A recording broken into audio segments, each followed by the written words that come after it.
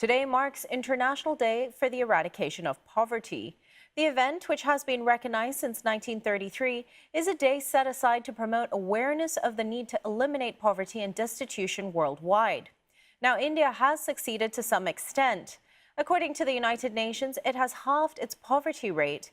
But as Neha Poonia reports, there's no time for the government to rest on its laurels, as there are still huge challenges ahead.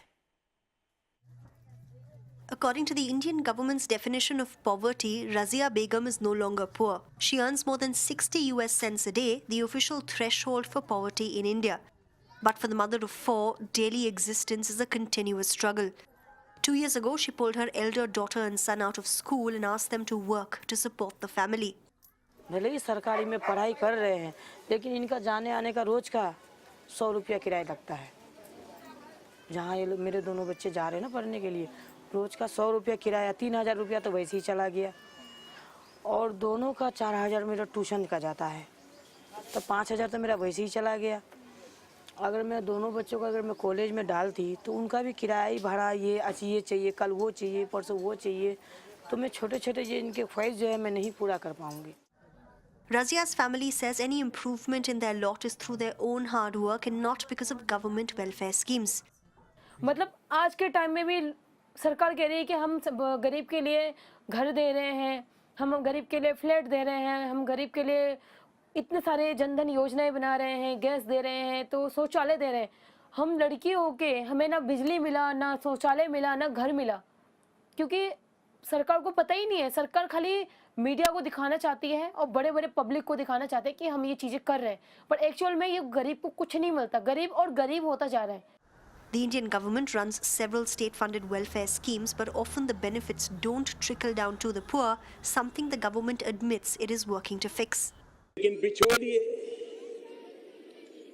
Kutki company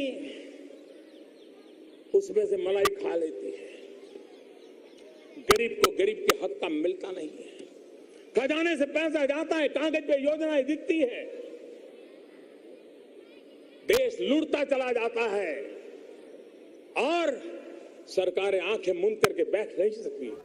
Non-profit organization Oxfam says the problem also lies in how little the government spends on improving the quality of life for citizens. Over the last several decades, they've been saying that we'll invest 2 to 3% of the GDP on health. This is part of the plan's 11th plan, 10th plan, the 12th plan. They all said 2 to 3%, and what we have is less than 1.5%, and which then results in poor public health system, which then results in bad health outcomes for the people. Earlier this year, the government launched a state-funded healthcare insurance scheme which aims to provide tertiary healthcare to 500 million families.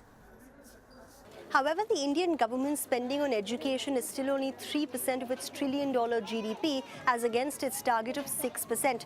It also runs a scheme where it promises to provide housing for all by 2022, but only 15% of those homes have been completed in the last 4 years. The challenge ahead for India is not just lifting more than 300 million people out of poverty, but ensuring people like Razia can live a life of dignity. Neha Poonia, Channel News Asia, New Delhi.